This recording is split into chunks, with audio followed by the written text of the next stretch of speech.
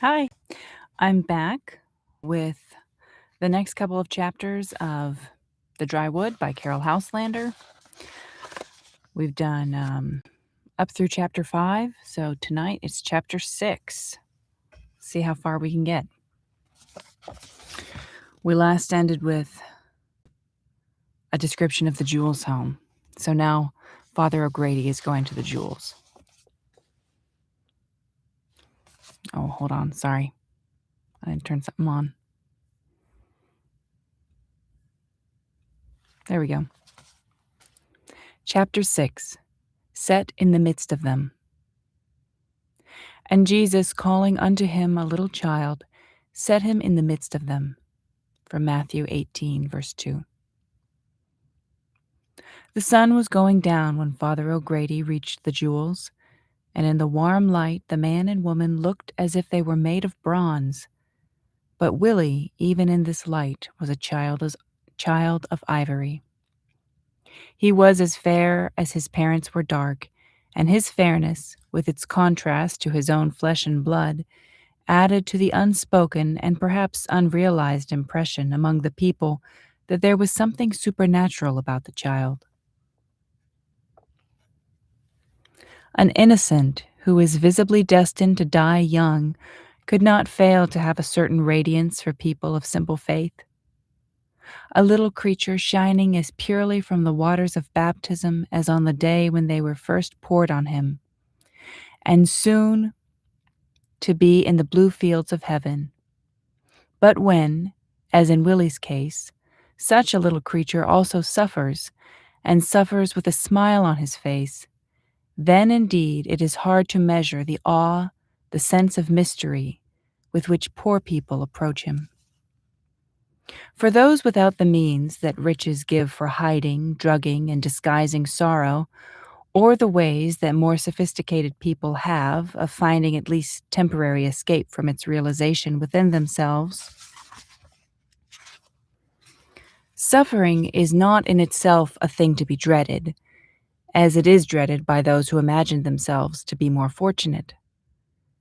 To those who have always been, and have had to be, on intimate terms with it, who know it as a friend is known, who have lived side by side with it, and dared to look into its eyes, suffering is not the dread that it is to those who have never had the courage or perhaps the opportunity to accept it unreservedly as a fact which cannot ultimately be denied or mitigated.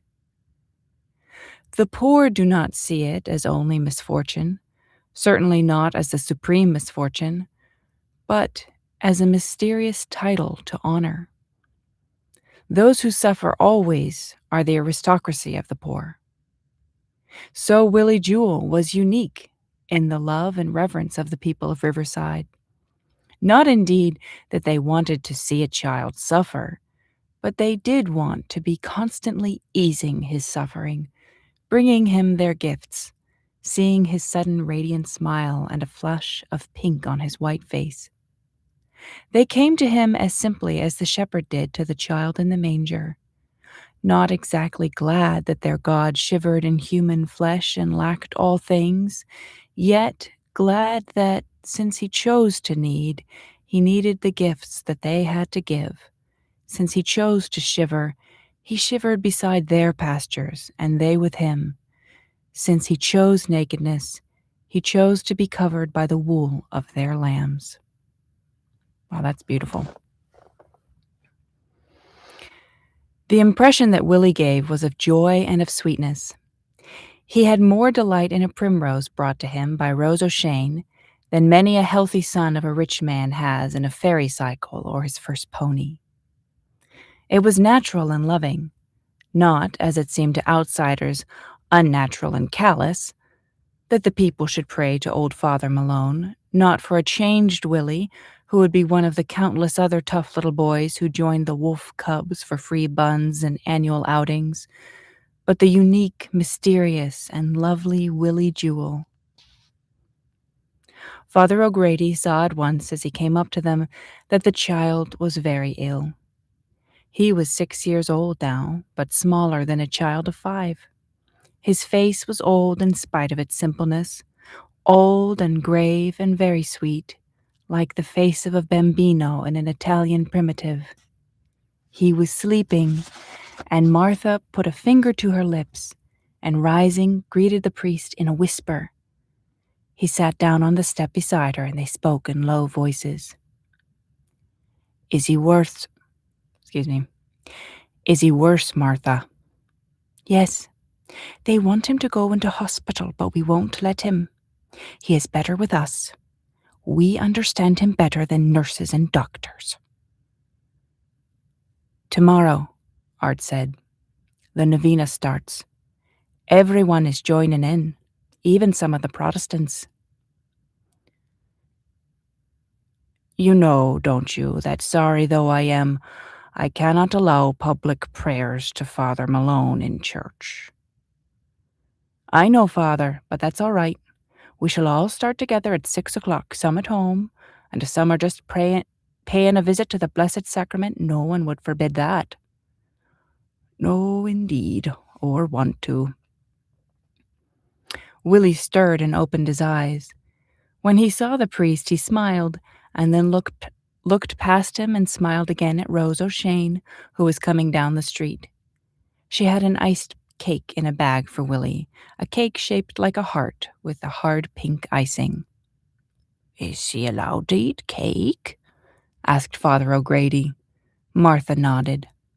The doctor says just give him anything at all he likes. Dr. Moncrief is very devoted to him. So devoted, said Art with sudden bitterness, that he thinks it sinful of us to have the novena. Yes, Father Grady, he told me, the child's father, that he would be better dead. And mark you, he doesn't believe in anything after this life. He is a poor man without faith, said Rose, and her voice was as soft and warm as the falling of summer rain. He can see nothing at all to live for if you have not the use of your limbs. But he is the more to be pitied for that, poor thing. Yes, and he doesn't really mean the hard things that you says, Art, said Martha, though they hurt just the same. It is because his whole life is lived for curing and trying to make people strong, and he sees how happy some are when they're better, and he has no idea at all of all the joy that there can be in suffering. He has been very good to Willie, and done all any man could do for him. He just can't bear to see him in pain.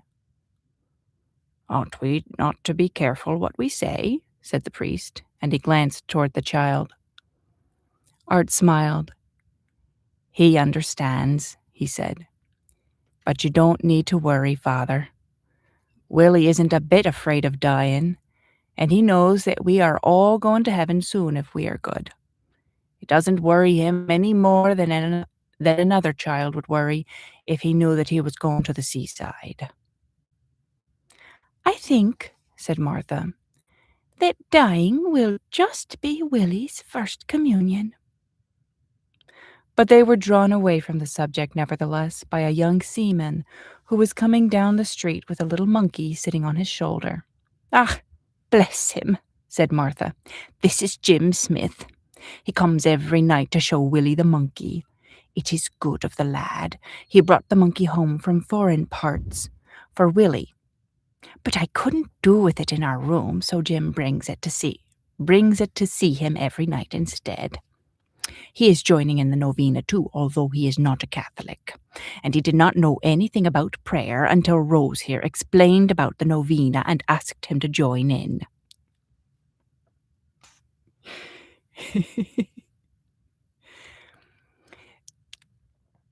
Jim Smith knelt down, as if, Protestant or no Protestant, Willie was holy in his eyes, and Willie made strange little sounds of joy, rather like those that the monkey made himself. Have you ever heard anything like it? Said Jim. He is talking monkey talk to him. Why, even sailors that have been to Africa can't talk monkey. And he took Willie's hands that were as soft and helpless as the petals of white roses and stroked the monkey's little round brown head with them. Presently others joined them, factory girls with thin young bodies like hairpins, dressed as much like Greta Garbo as a few skimpy pieces of material, third-hand finery, Woolworth's cosmetics, and consummate artistry could make them. They walked with the slinkiest walks and drawled with the huskiest drawls that they could achieve, but the kindness on their small, sharp, painted faces was a lovely thing to see. Willie loved them just as they were. He loved the gaudy colors that they wore and the brightness that they brought into the street, as if a flock of colored butterflies had suddenly invaded it. They all had gifts for Willie, and Martha rebuked them. "Father," she said, "every day they are bringing Willie things, and I tell them they should take their money home to their mums if they have no use for it themselves." A wild chatter of protest broke out. "But it is only a painted button they gave me at work. It is nothing but the sweets we are allowed as perks. It is only one of the artificial flowers we make." "That may be," said Art, whose whole face beamed proud gratitude to them, "but you will be spoiling Willie, all of you." "They couldn't do that," said Rose O'Shane. "God made him as he is so that he couldn't be spoiled." They were silent, and then they began talking about the novena and Father Malone, and as they talked, it seemed as if the old priest was very close, sitting among them, smiling, as if his shadow must be hidden among their shadows that were lying dark on the pavement in the last glow of the sunset. "Do you think," said Jim Smith, "that a Catholic priest would answer a Protestant's prayer?" "Of course he would," said Father O'Grady, and he got up to go. When he got to the corner of the street, he turned to wave to them. He thought again of Bethlehem. There was just something about the way they were grouped around the child, drawn inwards to him, concentrated upon him, and he the white immaculate center. Something about the reverence of the kneeling sailor, the curve of his back, his bowed dark head. Something in that whole group on the steps reminiscent of the first simple people, discovering God's secret that the Word was made flesh. But perhaps, more than in all that, the reminder of the incarnation was in the way that his parents seemed to be showing him, giving him to the people, that his weakness might be their strength in a selfless love.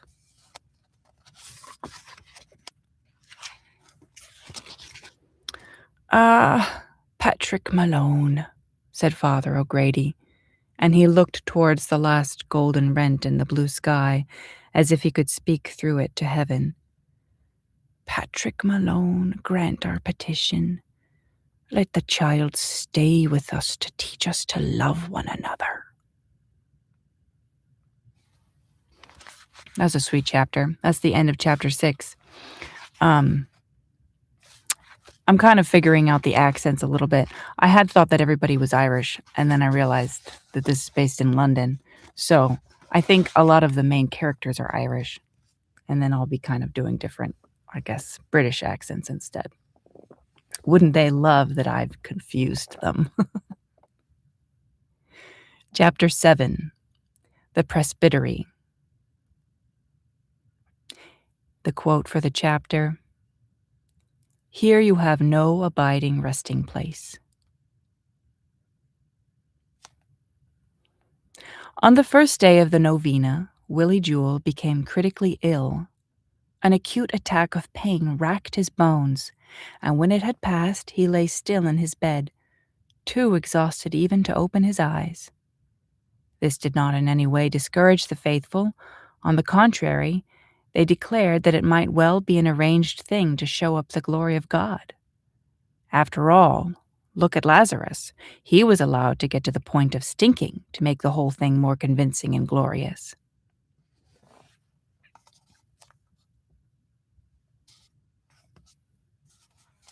"I see that you're there, Jake, but I don't know if I'm. Oh, I switched the chat. Okay. If you're still there, Jake, hi.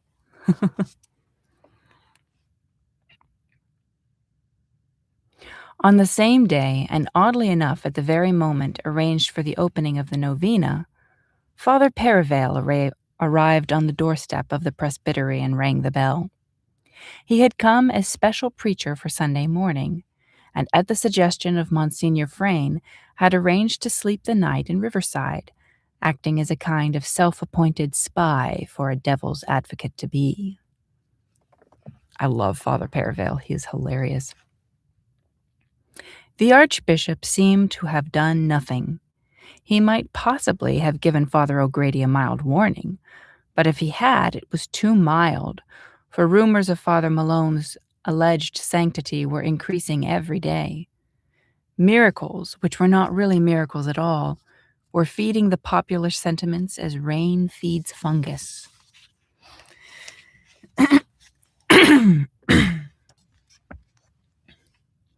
It seemed that the child, who was known in Monsignor Frayne's circle as Father Malone's victim, was coming in for a kind of secondary veneration himself, without having even enough grace to be dead. Indeed, there was already the first result of the devotion to Father Malone, which, whether he worked the miracle or whether he did not, could not now be stopped. The attention focused on Willie Jewel. Riverside, like every other slum, was full of ailing children.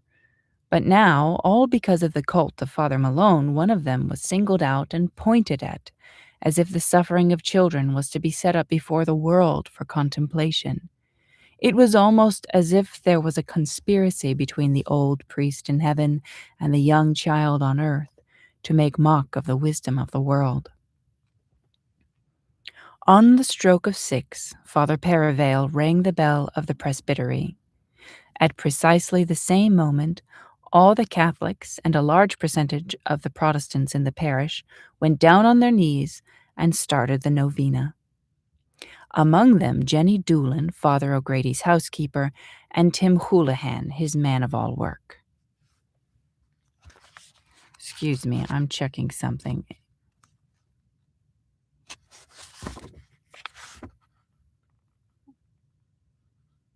I see. My confusion. Sorry. It's an Irish slum, even though it's in London. So that's why everyone's Irish. Okay. Jenny was cooking when the hour struck, and like many another woman, plonked down onto her knees, still holding the saucepan in her hand. Had Father Perivale been able to see through the walls and roofs, he might have supposed himself suddenly translated to the lost city of Pompeii at the tragic moment when its citizens became static.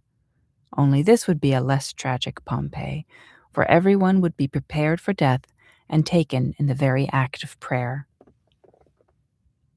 Willie Jewel himself lay motionless on his bed, Father O'Grady, Art, and Martha Jewel kneeling beside him.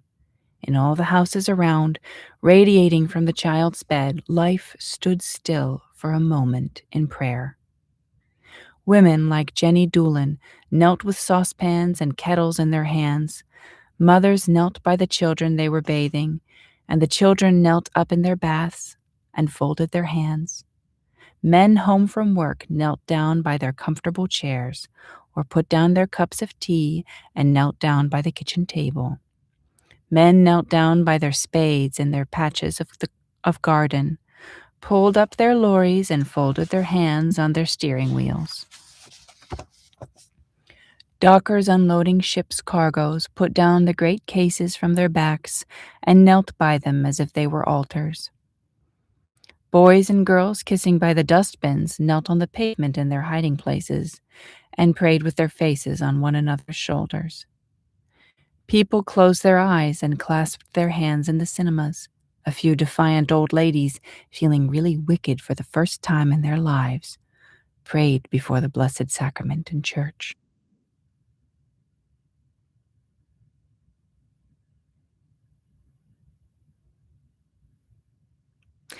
People of all ages and shapes and sizes, of all trades and races and colors, prayed for Willie Jewel.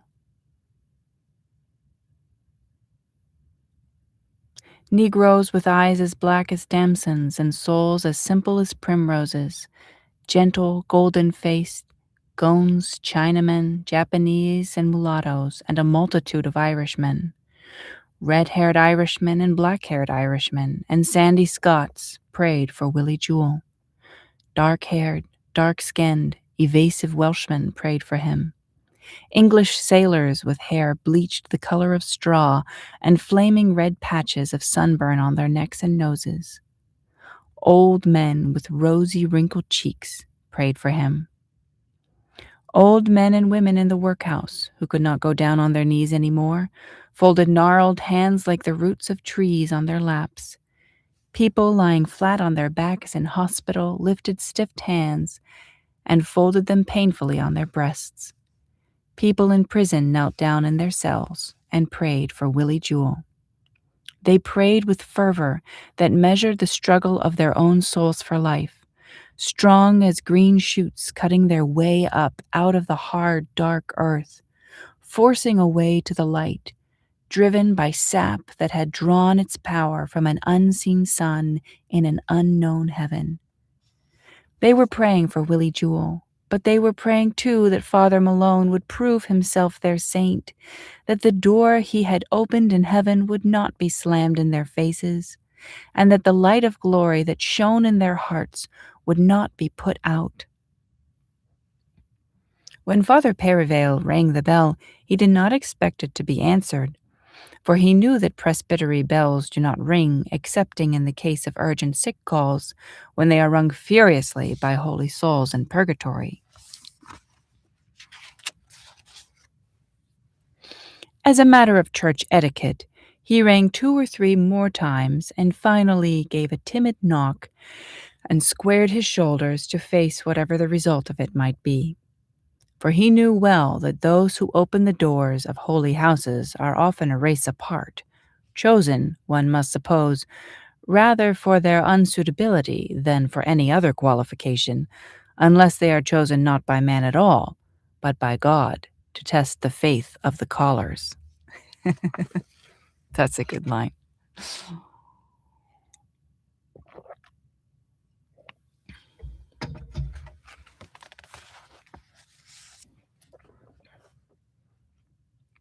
Tim Houlihan was no exception. Indeed, he was known to the Riverside clergy as the test of faith, for they agreed that any convert who got past him had faith indeed. I need him at my door. No one ever knew for certain if he was half-witted or uncannily shrewd, but everyone knew that he suffered from adenoids. His mouth was always open, he always blinked. He had a very small head and an infantile face on top of an enormous body. His huge size, far from giving an impression of power, gave an impression of helplessness that was dangerous because he was so big, like a bus without brakes or an elephant on roller skates. His speech had a swooping, diving quality which veered up and down from a sound as contradictory as a roaring falsetto to a rushing, husky whisper. The test of faith it was who flung open the door to Father Perivale's discreet knock. He had already reached the door when the Angelus rang out the signal for the novena. He was kneeling against it, while Father Perivale was ringing and knocking on the other side. Consequently, not even the sound of his approaching footsteps warned the caller. Tim Houlihan, who expected Father Perivale, indicated by hisses and gestures that he was to go into the parlor and wait. This suited the young priest very well, for to tell the truth, he had for some days now felt a growing attraction to Father Malone himself, and was no longer certain whether he hoped that his investigations would increase his devotion or his suspicion. At all events, he thought that he might learn something of the troublesome old saint's character from his environment. But only two things could be certainly learned from a tour of the presbytery. One, that it was still exactly as it was when Father Malone took over 50 years ago, and the other, that he had neither attempted to lay up treasure for himself on earth, nor to disperse the rubbish which lays itself up. The Riverside priests might well have put over their front door, "Here we have no abiding resting place." For the presbytery was like a railway station on a neglected siding, which was nevertheless a junction for eternity, where travelers who had lost the way could get back onto the main line for heaven. The parlor was a dark, dingy room, looking on to the street and over the well of the area. On winter evenings, the street light just outside the window gave a wan, yellow light of a curiously depressing quality, which must surely have increased many a slight uneasiness of conscience to overwhelming anguish. The mantel shelf was edged with a frill of scalloped leather, and over it hung an immense framed print of Pope Leo XIII looking very ill. All around him, like satellites around their guiding star, were long dead priests of the parish, painfully reminiscent of stuffed birds.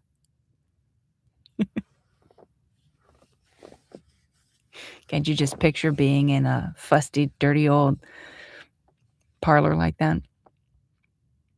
Facing the Pope from the opposite wall, with a smile of almost brazen piety, considering the obvious licentiousness of her torturers, was a virgin martyr of the first century who, like many a film star of our own days, had already been through fire and water without disarranging a single strand of her permanently waved hair.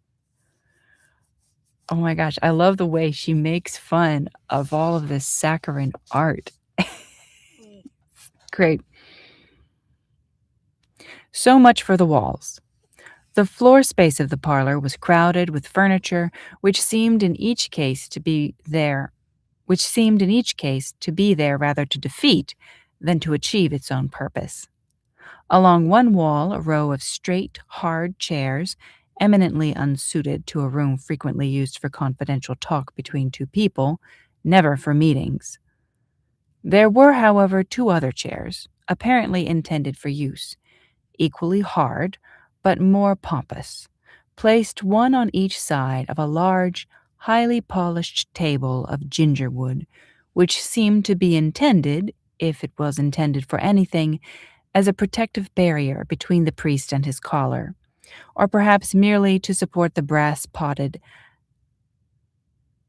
aspidistra. Aspidistra. I don't know that word. The brass-potted aspidistra. I guess it's a plant. Which at all events could serve the useful purpose of hiding embarrassment when necessary. Beside the aspidistra was a dry ink pot and a corroded pen, lying ironically on a pen wiper. But most depressing of all was the bookshelf, only half filled with books that leaned sadly together, with frequent gaps like missing teeth in an old man's mouth. Volumes of the Catholic Directory, accumulated through the years, fraternized with the Catholic who's who of so long ago that it must surely have become the Catholic who was. Ex-library copies of the works of Father Faber, bought from a second-hand shop, because some long-dead priest was sorry for them being among so many heretical books. Fabiola, slumping in bulky dereliction against a rather shocked biography of an impossible French nun, the holy man of Tours, standing on his head, and fierce with the pitiful pride of decayed gentry in a charity home, Burke's Peerage, clothed still in faded splendor of scarlet and gold. Poor, never read, never handled unloved books, growing shabby and old and dying, not from the sweet wear and tear of friendship, but from being unused, unwanted, and forgotten. When Father Perivale had been in the parlor for about an hour, the door suddenly opened, letting in the unique presbytery smell, a composite of Irish stew, paraffin oil, pipe smoke, and oilcloth. Following the smell came Jenny Doolan. "Bless your heart, Father," she said. "Father O'Grady is out." "I thought he might be," said Father Perivale politely. "No doubt," said Jenny. "He is being persecuted." "Dear me!" exclaimed Father Perivale with some alarm. "I thought that Father O'Grady was greatly loved." "So he is. It is those that are loved that are persecuted. Killing him, that's what it is. Downright wicked, I call it. Killing him on a Saturday, too, and him the only priest sitting." She spoke, Father Perivale thought, as if she spoke of a hen. "You'll see," she went on. "He'll come in late, bolt his dinner, and before he shuts his mouth on the last bite, he'll be down in that draughty church, catching his death in the box. They'd have killed him outright but for me long ago, though I say it as shouldn't."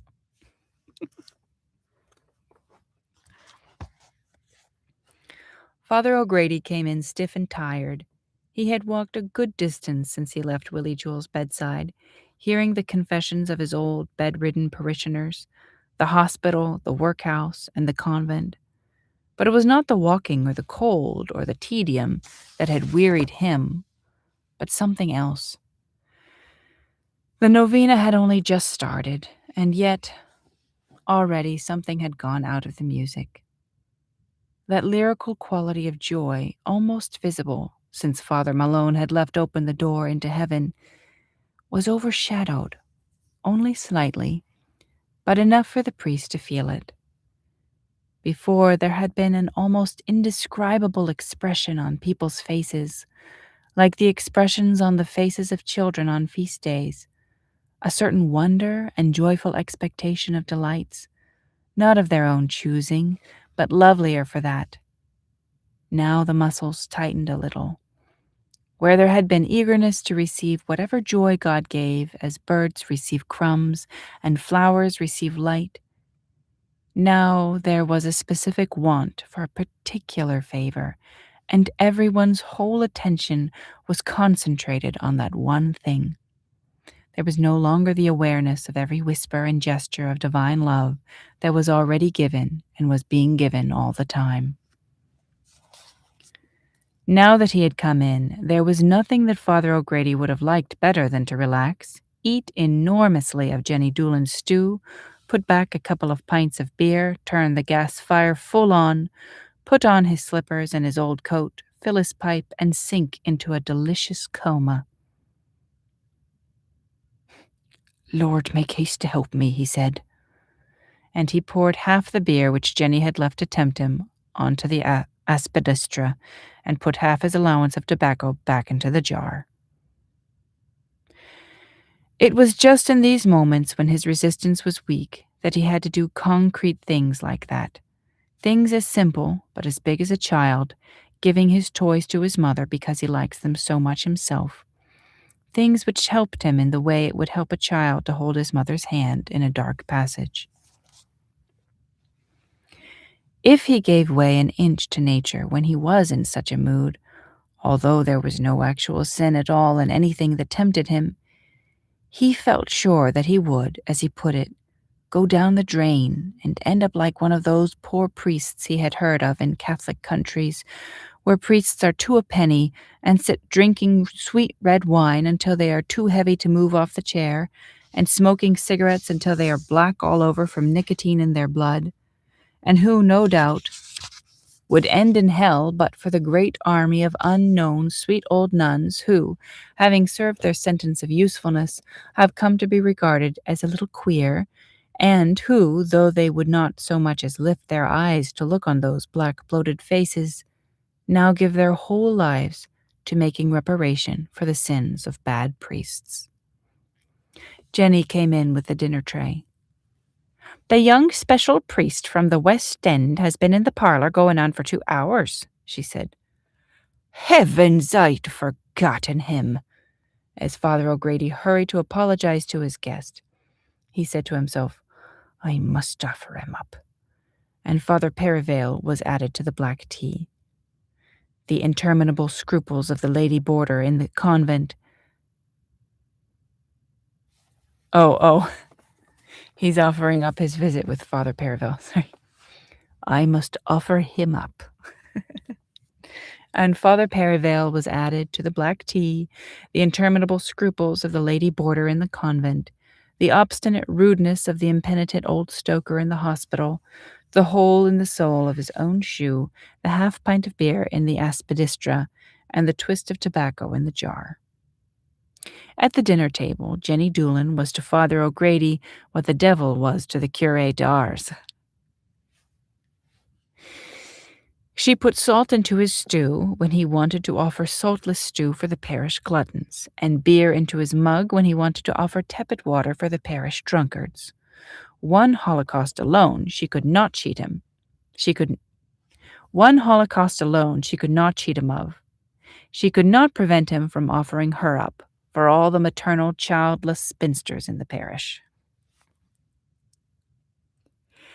Only when coffee was served, black and stinging to keep Father O'Grady awake in the confessional, did Jenny leave him, enabling Father Perivale to speak of the subject uppermost in his mind.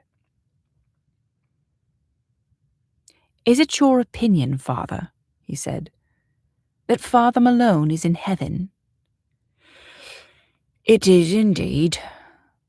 But all the same, I never would take anything at all for granted with the Holy Church. Besides, it would be a terrible thing if Patrick Malone was in purgatory all the time and not a prayer said for his soul because of us thinking him a saint. I know of a case myself, of a nun who was looked upon as a saint in her community, and not a prayer was ever said for her until one day she appeared to a lay sister all covered in barnacles like the bottom of an old barge." "How really frightful! But surely we may take this nun with a pinch of salt." "Well, you might the barnacles, but not the nun." "Tell me, Father O'Grady, had Father Malone any little way of holiness, something like the little way of St. Therese of Lisieux?"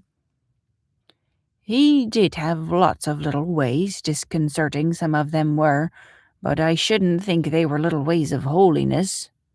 "But he had no theory, no special message, so to speak, which could be preached to the modern world?" "I never heard him say anything about it.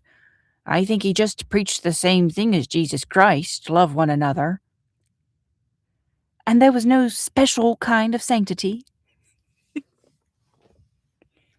"Isn't all sanctity much the same?" "But surely not, Father. Isn't it a fact that the star differeth from star in glory?"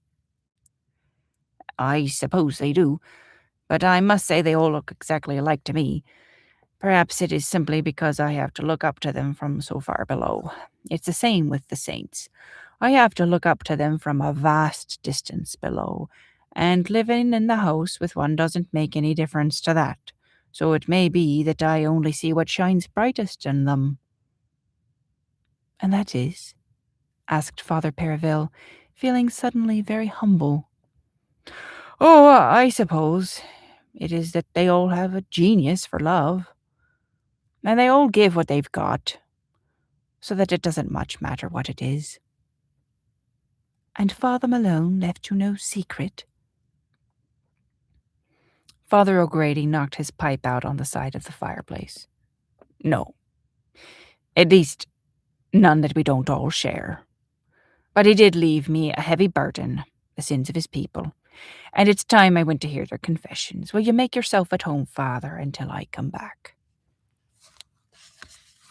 Man, her young priest character is so funny.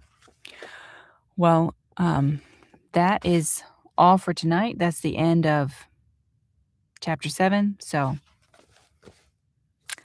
thanks very much for tuning in, and we'll do some more next week.